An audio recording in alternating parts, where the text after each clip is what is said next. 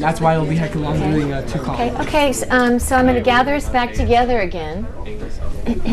So actually, Emily from the same group, you thought that there were some things you should have put in there? You want to come up and write them, please? And would you talk about what you think you need to show and why you need to show it? So like before like everything, it should be like the givens, because then like how would you know like this angle is congruent to this angle, and so should I write it down here?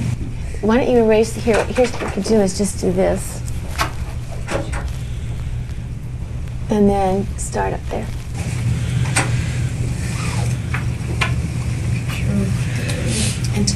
And be sure, I know you have a soft voice, but speak, when you talk, speak so that everyone can hear you.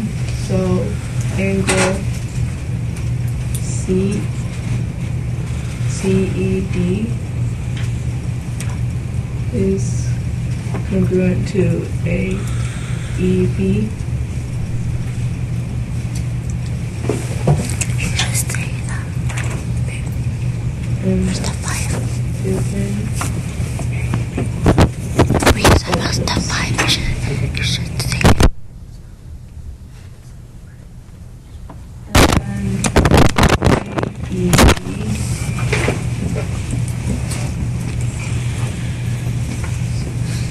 Is congruent to BEC.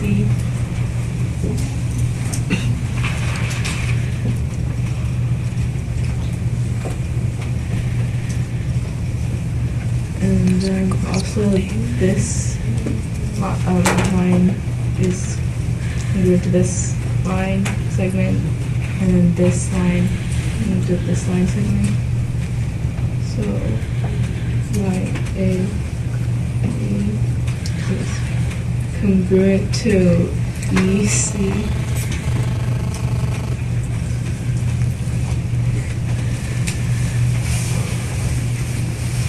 And then DE is congruent to EB.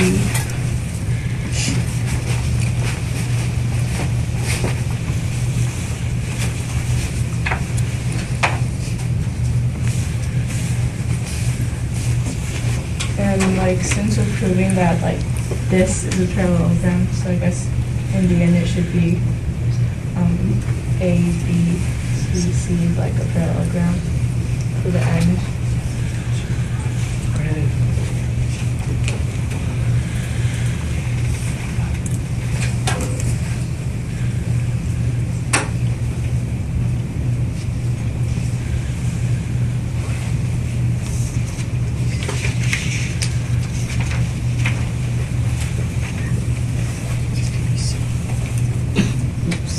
What are you writing right there? Like, because we're proving that it's like a parallelogram. Okay. So like, I don't know, should I write that? Yeah.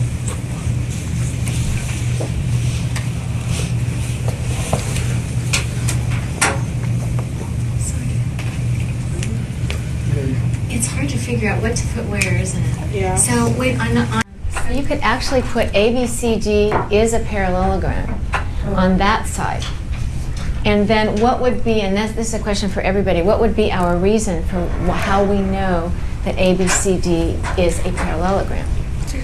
We have two sets of opposite parallel sides. How would we know? How could we justify that?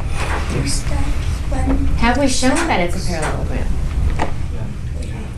Okay, how do we know? Natasha? Well, because we proved that it has two parallel sides by having.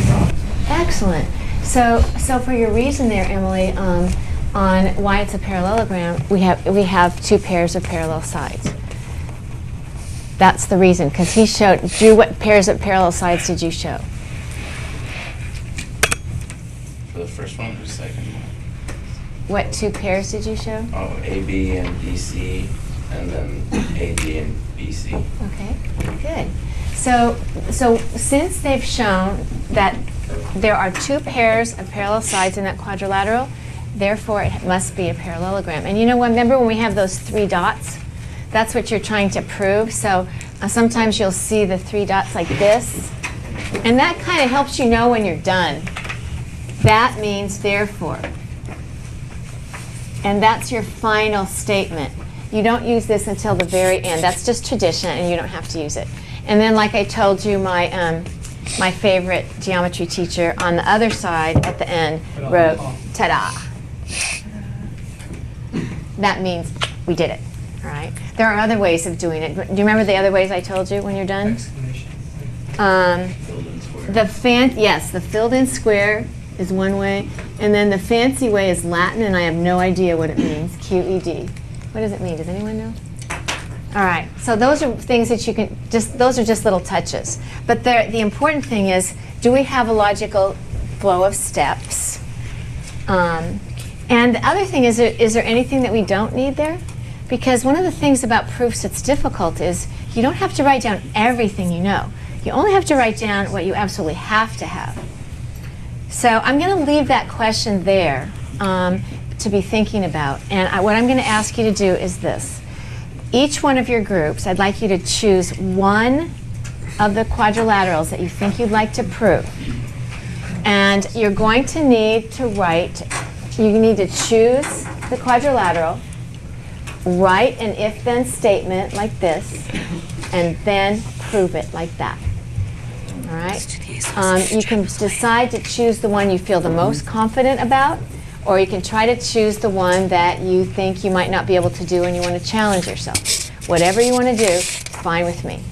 I think it would be a good idea if you were to do a sample proof on a piece of scratch paper, a sample proof on a piece of scratch paper, and when you're ready, there's poster paper right here, oops, and you can, again, you would need to show on your poster the conjecture stated as an if-then statement, the criteria that you would need to have that particular quadrilateral by its definition, and then the proof, plus a diagram. That's a lot. Yes? So one quadrilateral with all of that. Yes, not everything.